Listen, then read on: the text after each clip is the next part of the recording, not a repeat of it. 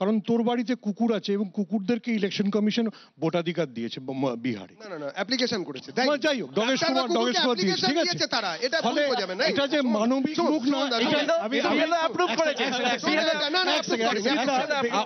একটু আগে আমাদের বলছিল এটা যে মানবিক, এটা যে মানবিক,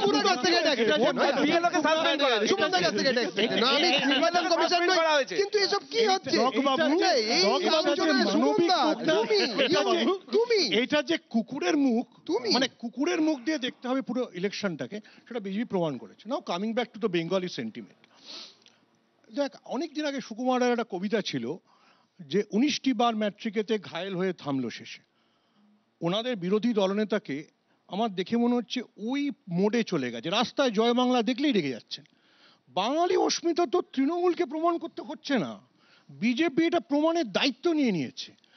সোশ্যাল মিডিয়ায় আমার কাছে অন্তত সৃজন একটি নাম বললেন, আমার কাছে বিশ্বজিৎ বারিকের নাম আছে, যাকে সুরাট থেকে অ্যারেস্ট করে পাঠানো হয়েছে, যে বলেছে যে আমি সারা জীবন ধরে বিজেপি করেছি, বিজেপি করার পর আমার এটা পুরস্কার। দেখ সমস্যা হচ্ছে এটা তো তৃণমূলের জন্য একদম থালায় সাজিয়ে বিজেপি এমনভাবে দিয়েছে যে এই বাঙালি অস্মিতায় একমাত্র, মানে অন্য দলগুলো যদি অনুপস্থিত থাকেও মমতা বন্দ্যোপাধ্যায় এটা ছাড়বেন কেন? এবারে আবার দেবজিৎ একটু হোয়াটসঅ্যাপের বাইরে শিক্ষিত বলে দেবজিৎকে একটা লাইন মনে করাই, the struggle of man against power is the struggle of memory against forgetting. Milan Kundera Laughter and Forgetting এর বিখ্যাত লাইন। তো এটা যদি বিজেপি ভাবে যে বাঙালি এটা ভুলে যাবে যে কাউকে গুরগাঁওতে কি করা হচ্ছে, কাউকে মহারাষ্ট্রে কি করা হচ্ছে, তাহলে ভুল করছে। এটা প্রথম বিজেপিকে বুঝতে হবে যে বাঙালির একটা 1500 বছরের ইতিহাস আছে, কোনোদিন উত্তর এবং মধ্য ভারতের কাছে আত্মসমর্পণ করেনি। শশাঙ্ক হর্ষবর্ধনকে ওখানে চলে গিয়েও ফিরে এসেছিলেন, ঠিক আছে।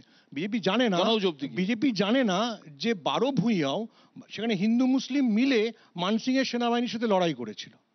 ফলে এই যে অরূপরা যে সুযোগটা পেয়ে গেল যে বিজেপিকে আউটসাইডার কোলাবোরেটর এবং দেবজিৎদেরকে রাজাকার বলার, তার কারণটা যে বিজেপি মানে সুযোগটা তুলে দিল।